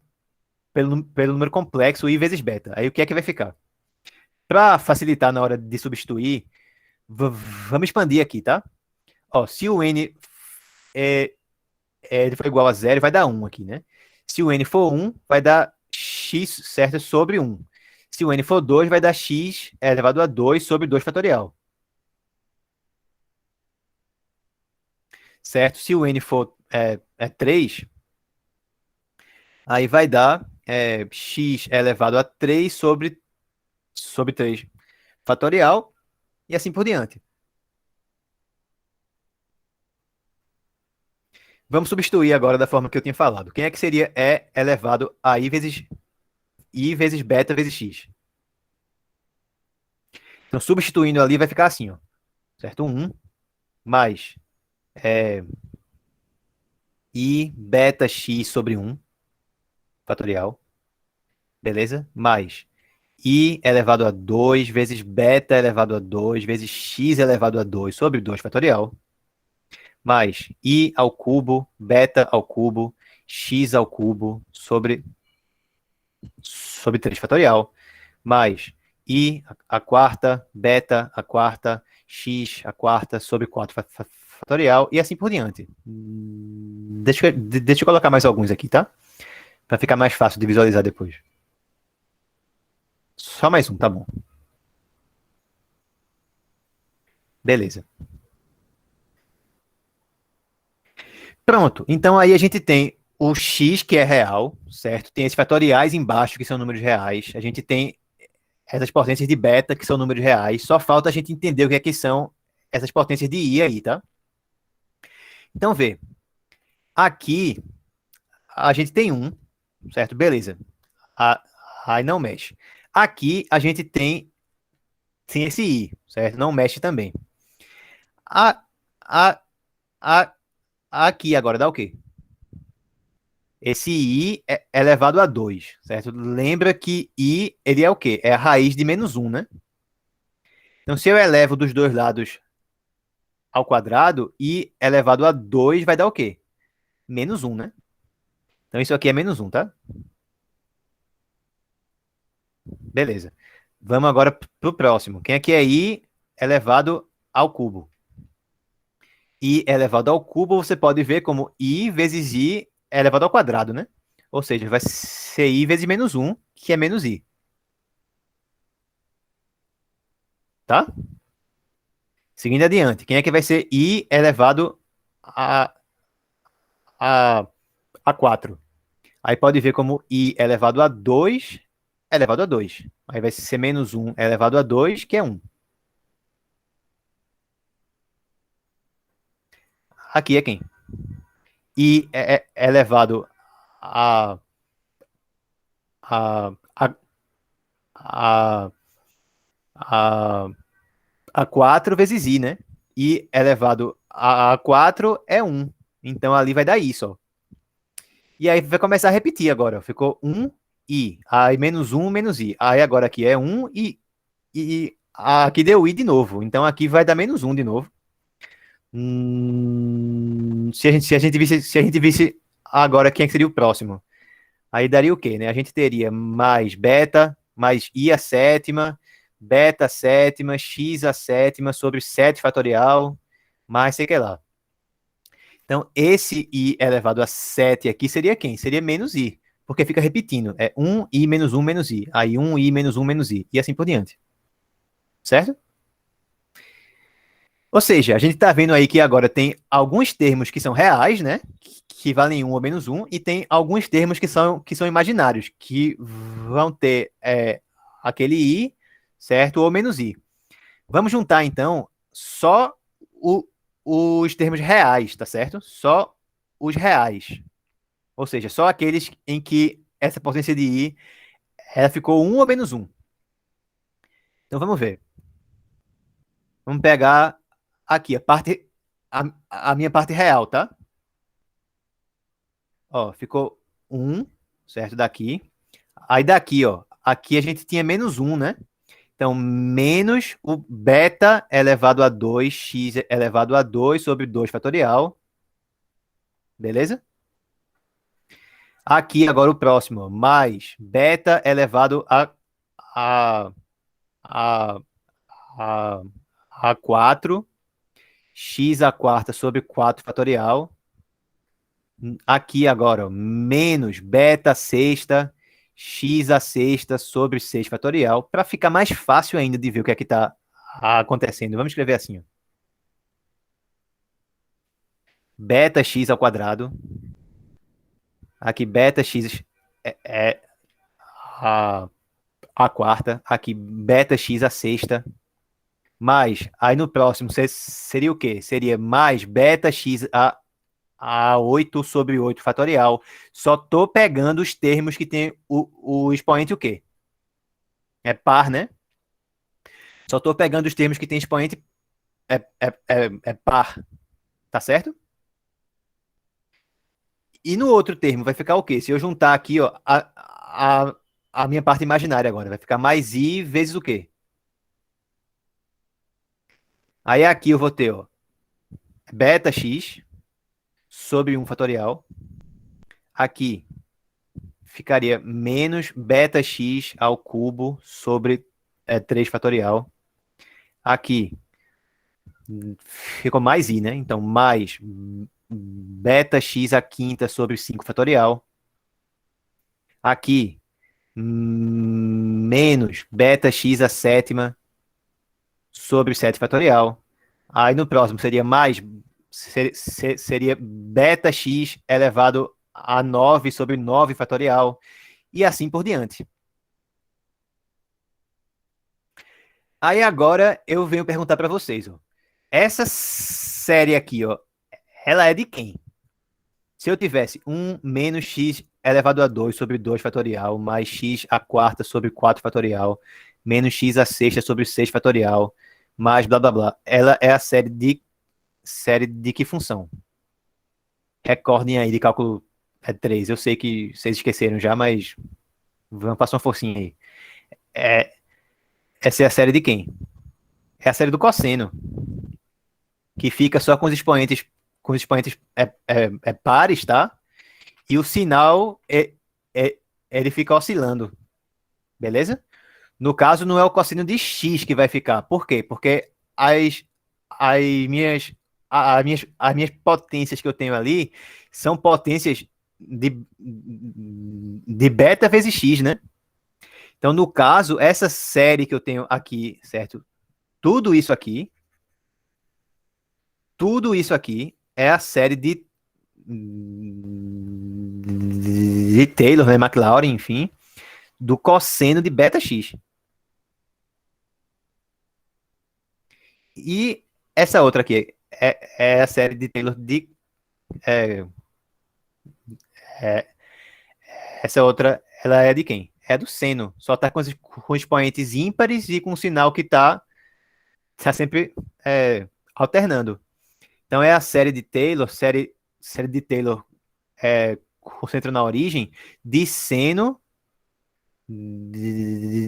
de beta vezes x, porque as potências que eu tenho aqui ó, são potências de beta vezes x. Então, o que foi que a gente acabou de comprovar aqui?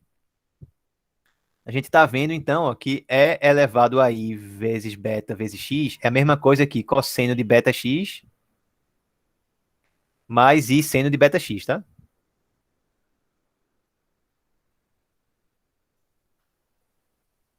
Essa fórmula aí a gente chama fórmula de Euler.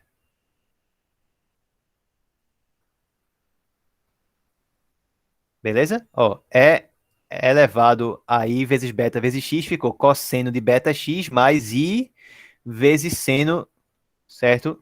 Vezes seno de beta x. Então, a gente acabou de verificar isso, certo? De forma que agora a gente sabe que esse Z1, ele vai ser o quê? Ó, lembra que o Z1, ele era E elevado a alfa x, que era real, né? E esse aqui vai ser o quê? Então, E elevado a alfa x, E elevado a I beta x, isso aí vai ser E elevado a alfa x, que multiplica cosseno de beta x mais I seno de beta x.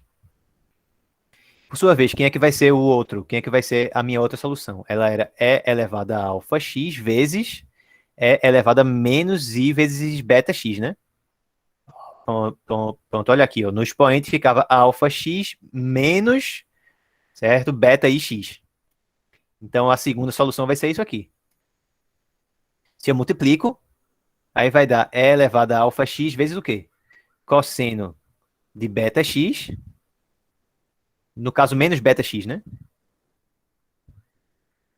Cosseno de menos o beta vezes x, mais I seno de menos beta x. Agora, lembra que o cosseno é uma função par, né? Então, na realidade, isso aqui vai dar E a alfa x, cosseno de mais o beta vezes o x, e que o seno é uma função ímpar. Então, esse menos que está aí dentro, a gente poderia jogar ele para cá. Tá melhorando. Por quê? Que a gente já fez com que o i saísse lá do expoente. Então, já melhorou consideravelmente. Certo? Agora, repara o seguinte, ó. A gente sabe que Z1 e Z2 são soluções. Se a gente somar as duas, vai ser solução ainda? Vai, porque é um EDO linear e é homogênea. Então, sempre que eu somo duas soluções, continua sendo solução. Então, certo? Z1 somado com Z2 vai dar o quê aqui? Ó, pronto, Z1, ele vai ficar a minha exponencial, certo? Repete ela aí na frente. Vezes o quê? Ó, a gente teria cosseno aqui, mais cosseno daqui, certo? E teria I seno daqui, menos I seno daqui. Cancelou os senos, tá? Então ficou duas vezes isso aqui, não foi? Detalhe agora, isso aqui é uma solução ainda. Mas essa solução aí, ela é uma solução real ou ou ela é uma solução complexa? Ainda tem algum i que aparece aí no meio? Não tem. Então, essa aí é uma solução, é uma solução real agora. Essa aí é o que a gente queria mesmo. Beleza? Então, essa aí é que vai entrar lá como solução da gente. E aquele 2 que está ali na frente, a gente pode descartar ele, né? Por quê? Porque é uma constante multiplicativa. Quando colocasse lá lambda 1 vezes isso, a gente poderia incorporar o 2 lá no lambda 1 já de uma vez. Que nem a gente tinha comentado ainda agora também. Beleza? Então, no caso, y1 igual a e elevado a alfa x vezes cosseno de beta x é a, é a primeira solução real da gente. Já, já descartei o 2, basicamente, tá? Mais uma vez aqui, ó. Se agora, ao invés de a gente adicionar as duas, se a gente subtrair as duas, se eu fizer z1 menos z2 agora, vai dar o quê? Aí agora vai dar a exponencial ainda, mas ir lá dentro dos parênteses, vai ficar o quê? A gente vai ter o cosseno de beta x, vai cancelar com cosseno de beta x daqui, porque agora eu tô fazendo um menos o outro. E aqui eu vou ter ó, i seno menos de novo, certo? I vezes seno. Então vai dar mais duas vezes i vezes seno.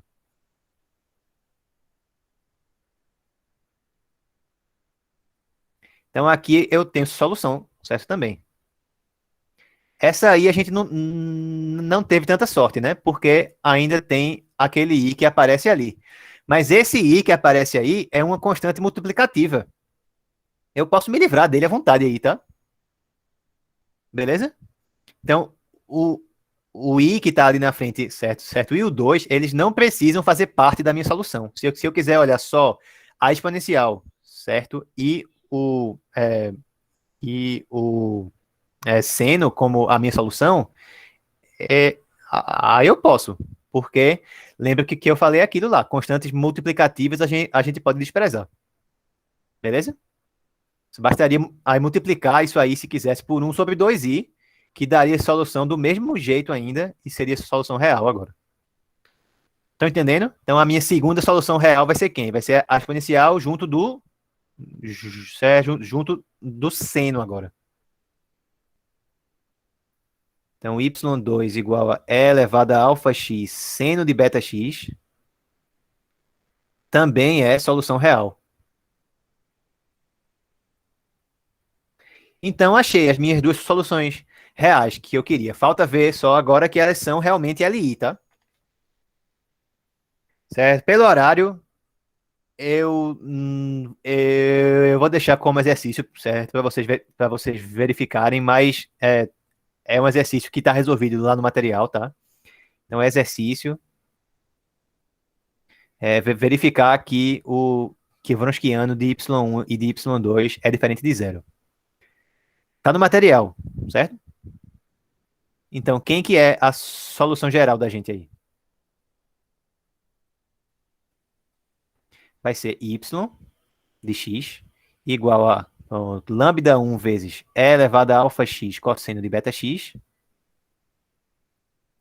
mais lambda 2 e elevado a alfa x seno de beta x. Onde quem é que é alfa e quem é que é esse beta aí, certo? Onde alfa mais ou menos o beta vezes o i, certo? São as raízes da equação característica. Vou fazer agora alguns exemplos, tá? E aí a gente finaliza a aula.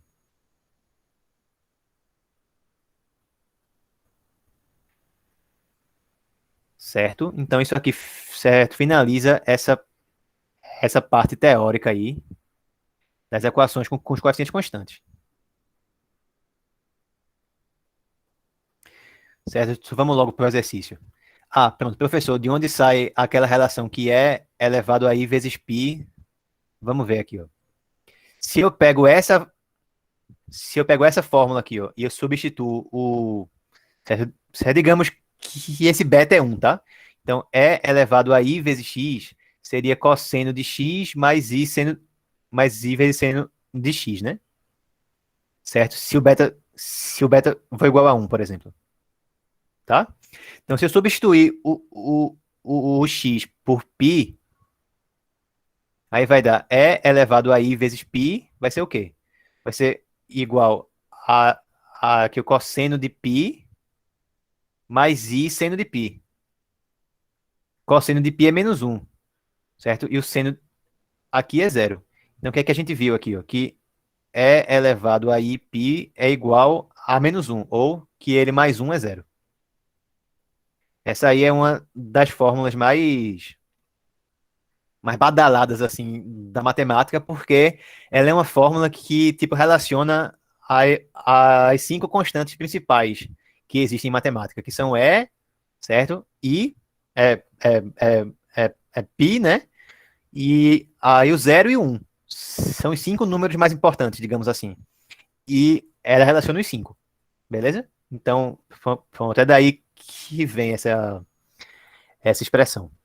Mas vamos para os exemplos que o tempo da gente está terminando aqui, tá?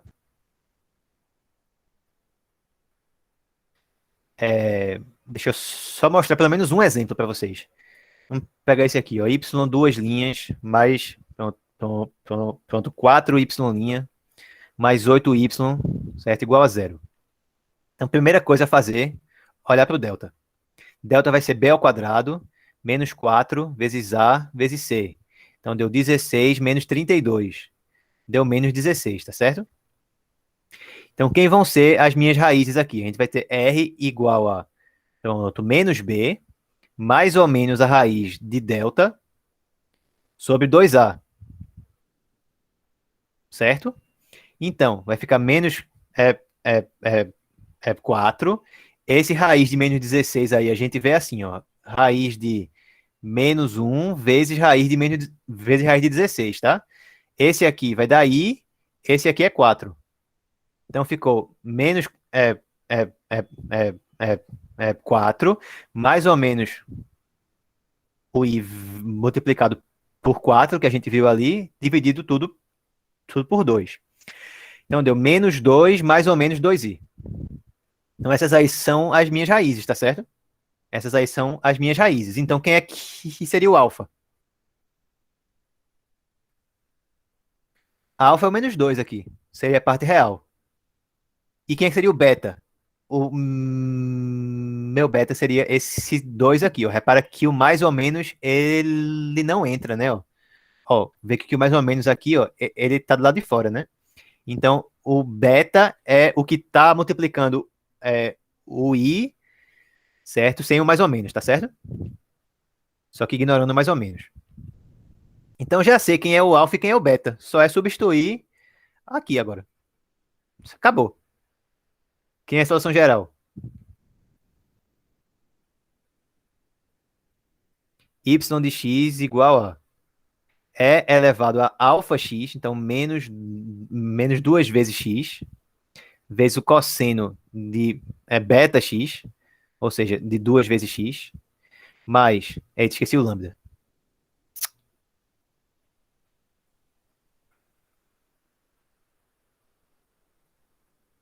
Mais lambda 2 vezes E elevado a menos alfa a menos 2x, né? Menos 2 é alfa, vezes seno de beta vezes x. É só isso. Agora que a gente já tinha feito o trabalho pesado, certo? Resolver a equação ficou muito fácil, porque a parte difícil a gente resolveu já. Que era demonstrar que era assim mesmo que a gente fazia. Certo? Vamos ver só mais uma para a gente praticar como é que acha essas raízes aí de um número complexo. E aí a gente finaliza a aula. Certo? A última agora aqui. Essa aqui agora vai ser y duas linhas, mais 10 vezes y', mais 41y, pronto, igual a zero. Então, quem é o delta? Seria b ao quadrado, menos, menos 4 vezes a vezes c. Então, vai dar 100 menos 164, né? Ou seja, deu menos 64. Se eu olhar para a raiz disso, aí vai dar o quê? Vai dar raiz de menos 1 vezes raiz de 64. Ou seja, vai dar i vezes 8. Então, quem são as raízes? Menos b, mais ou menos a raiz de delta, que é 8i, sobre 2a. Então, vai dar menos 5, mais ou menos 4i. Então, o alfa seria esse menos 5 aqui, e o beta seria esse 4 aqui. Então, a solução geral da gente é quem? Y de x igual a lambda 1 é elevado a menos 5x cosseno de 4x mais lambda 2 é elevado a menos 5x seno de 4x. No lugar do alfa, lá no expoente, coloquei menos 5, que é o alfa, e nos ângulos coloquei esse valor de beta, que vale 4, tá? Então, é isso, pessoal. Foi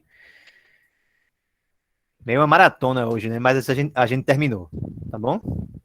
No final, ficou super fácil, né? Mas o meio do caminho é meio complicado,